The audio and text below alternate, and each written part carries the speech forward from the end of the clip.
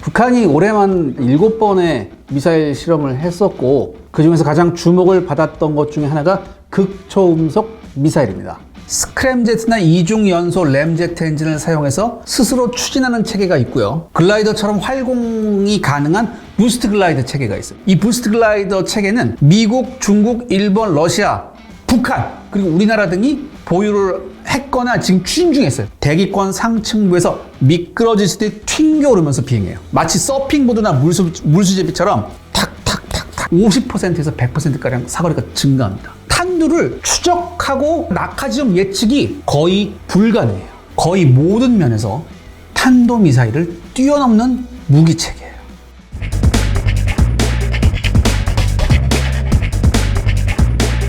부스트 글라이더 무기 체계를 실전 배치한 나라가 있다. 제가 말씀드렸죠. 아까 중국의 DF-17, 둥펑 17 그거예요. 그러니까 이게 2019년에 이게 2019년이 뭐냐면 중국이 공산 정권 수립 70주년이었대요. 그래서 이때 대규모 열병식을 했어요. 대규모 열병식을 했는데 여기에서 최초로 DF-17이 공개가 됐어요. 이게 바로 중국제 부스트 글라이더 극초음속 미사일이에요. 그럼 왜 중국이 요걸 가지려고 그렇게 했었냐? 여러분, 중국은요, 인접 국가 및 서태평양 일대에서 군사적 영향력을 강화하려고 항상 노력해왔죠. 특히 중국이 제일 싫어하는 게 뭡니까?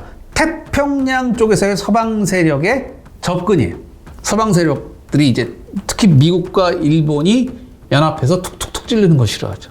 그래서 이런 그 서방의 군사적인 압력을 해소하기 위해서 얘네가 가지고 있는 전략이 뭐냐면 A2AD라는 거죠.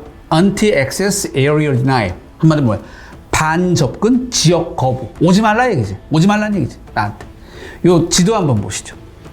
요 A2AD 개념도 한번 보시면 이게 선이 두 개가 있어요.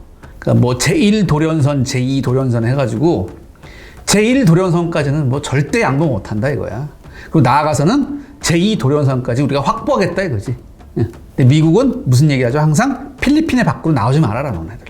필리핀의 밖으로 나오자. 필리핀의 밖으로 나오면 한번 보자. 그러니까 이게 중국이 A2AD의 전략을 갖고 있는 이 개념도예요 이게.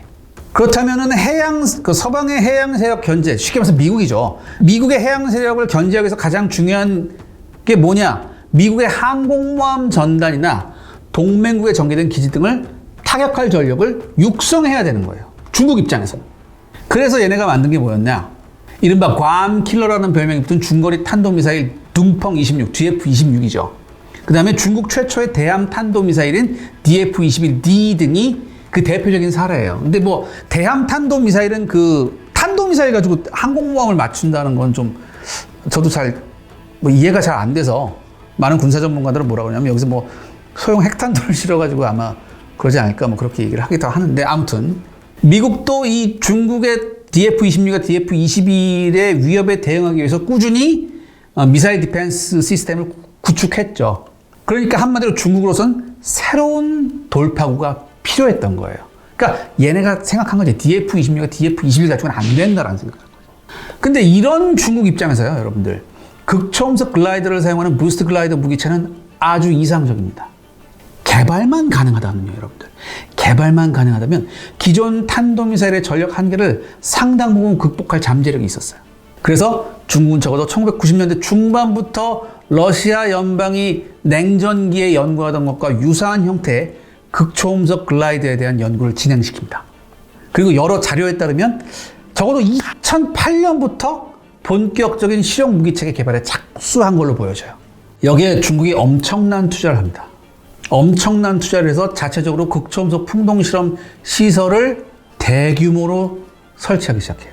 그래서 베이징 외곽에 대규모 풍동 실험장을 설치했고 그 얘네가 한번 공식 발표를 했어요. 어떤 실험 뭐라고 하냐면은 마하 8 이상 실질적으로 마하 10대의 실험이 가능한 시설이에요. 그러니까 여러분 마하 8이나 마하 10을 실험할 수 있는 시설이라는 건 어마어마한 시설이에요. 우리가 보통 뭐 전투기 풍동 실험할 때 조그만 모형 가지고 하잖아. 이거 뭐 마하 2, 3 뭐 이 정도에서 풍동 실험한다고. 근데 마하 2, 3에 이게 뭐야 속도 바람 속도를 내는 거 자체도 엄청나게 힘든 일인데 마하 8, 마하 10대의 실험이 가능하다면 어떤 엔진을 써야겠나요? 그러니까 엄청난 시설이라는 얘기예요. 아무튼 그래서 2014년까지 시험 모델을 완성합니다, 중국이. 그래서 이미 완성된 기존의 탄도미사일용 부스터하고 조합하는 방식으로 비교적 신속하게 시제 개발을 마쳐요.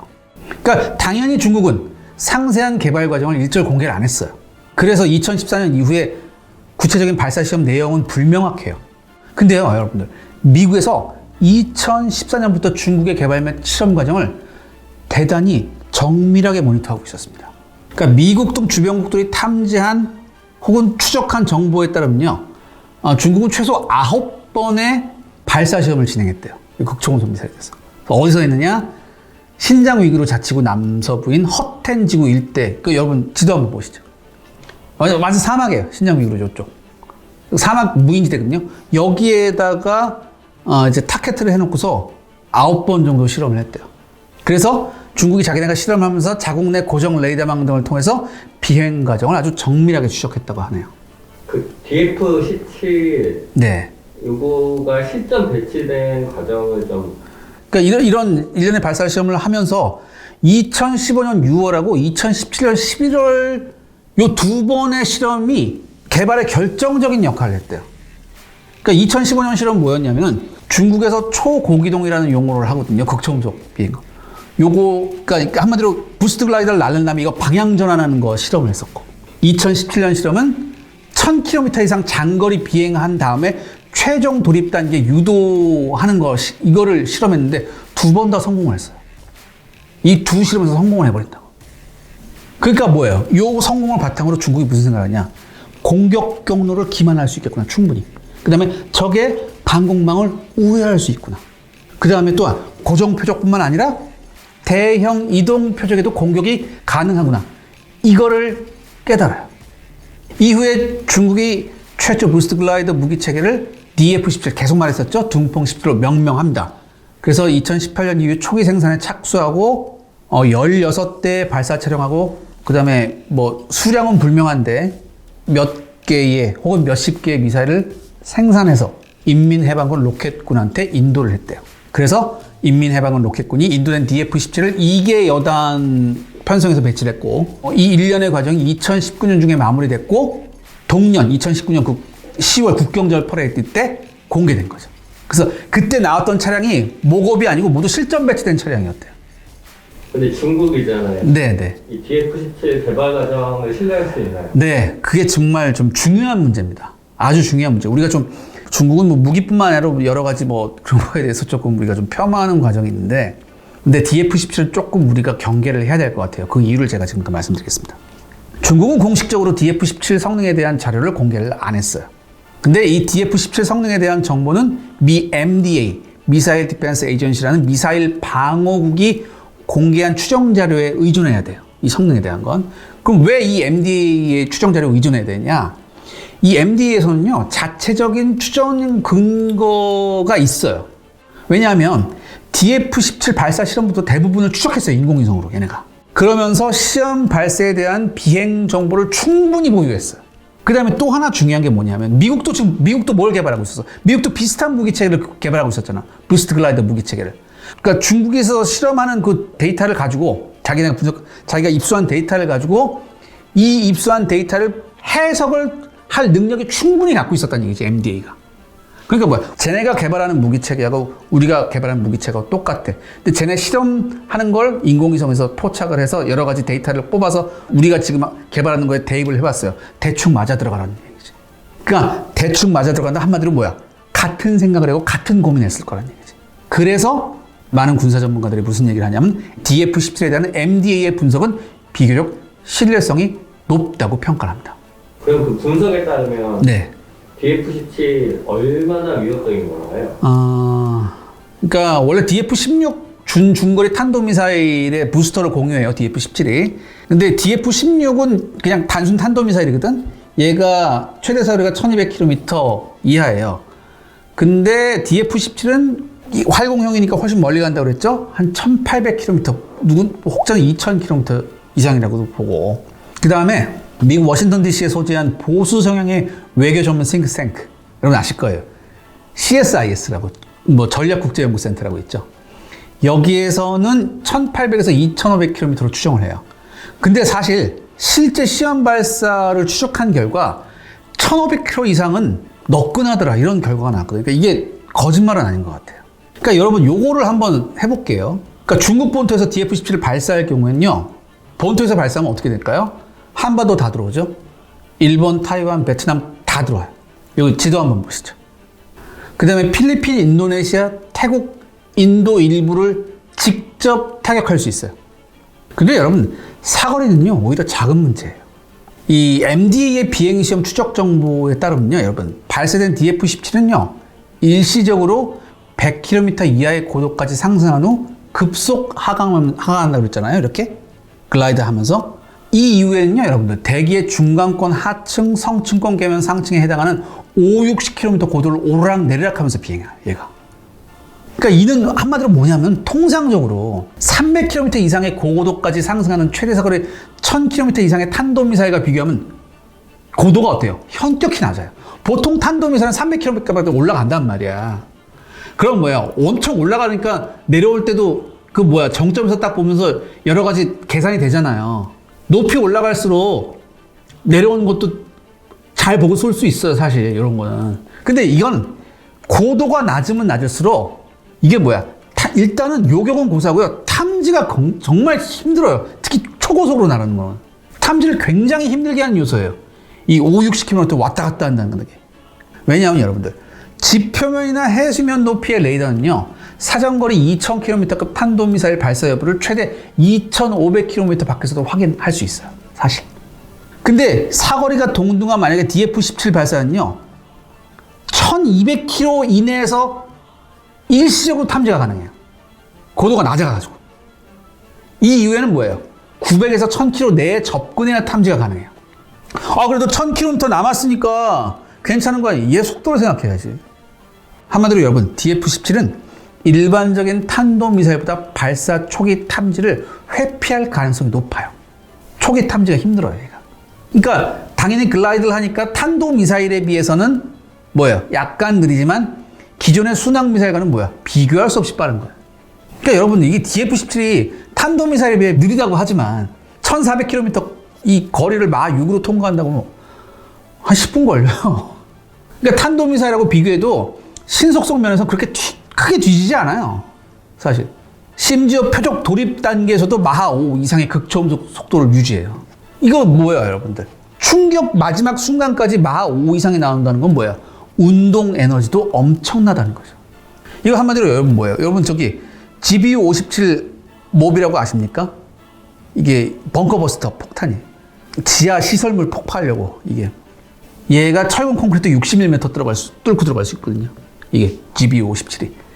근데 마하 5 이상의 극초음속율을 유지하면서 충돌하는 것은 그 위력이 얘만큼 있다는 거예요. 그러니까 만약에 그 극초음속 글라이더 그 탄두부 안에 폭탄 같은 거 할 필요 없이 아주 그냥 중금속을 넣거나 아니면 별도의 관통자를 넣게 되면 뭐예요? 지상의 강화 구조물을 관통 격파하는데 아주 용이해요. 이 위력이 되게 엄청난 거예요. 예. 근데 이게 여기서 그치는 게 아니라 이게 계속해서 말씀드리면 유도 능력을 발휘할 수 있다고 그랬잖아요. 그러니까 9차례 발사 시험 가운데 최소 1회 이상 도입 단계의 정밀 유도 기능 시험을 했어요. 그래서 구체적인 수치는 확인되지 않았지만 여기저기서 들려오는 말에 의하면 대충 10m 이내에 명중했대요. 이거는 좀 걸러들어야겠는데. 근데 일단은 이거를 지금 액면가로 받아들인다면 이게 무슨 뜻이냐? DF-17의 탄두는요, 어떤 이동 표적을 탐지하기 위한 자체적 센서가 있다는 얘기예요.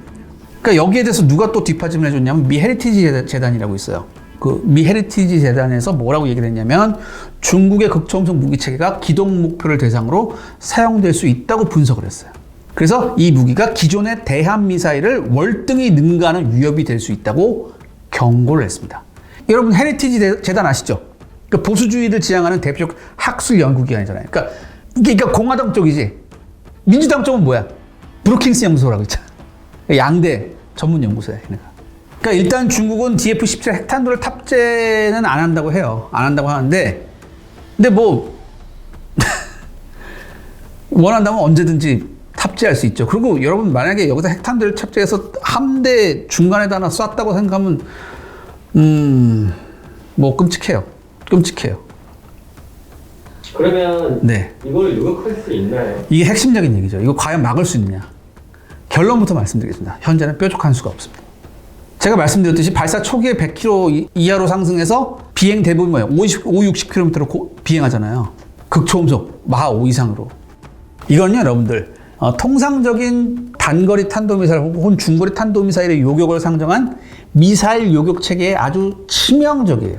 예를 들어서 미 해군 이지스함의 대표적인 탄도미사일 요격 체계가 뭐예요? SM-3 미사일이죠. 그러니까 이건 대기권 밖에서 LEAP, LEAP이라고 하는데 보통 이게 뭐냐면 경량 외기권 발사체라는 건데 이런 요격체를 사용해서 탄도미사일을 직격하도록 설계가 돼 있어요. 그러니까 최저 요격 고도가 70에서 60km 이하예요. 외기권 발사체잖아. 근데 최저 요격 고도가 70에서 60km 이하 고도에서는 그럼 SM-3를 쓸 수 있다? 요격이 안 돼요. SM-3가. 대기권 밖에서 작동하거든, SM-3는. 근데 얘는 뭐야? 60km. 여기서 왔다 갔다 하는 아니야. 그러니까 SM-3도 힘들어요. 사실상 불가능해요. 그럼 뭐예요? 미 함대가 태평양에서 중국을 향해서 만약에 접근한다고 했을 때 미 함대를 보호해주는 게 누굽니까? 이지스함이잖아요. 근데 이지스함에서 발사하는 그 함대공 시스템을 무력화시킬 수 있다는 얘기예요. 요격하기 힘들다는 얘기거든요. 그러니까 이지스함이 DF-17을 요격하기 힘들다는 얘기예요. 그러니까 중국이 원하는 뭐야? A to AD 이 전략에 부합하는 거예요.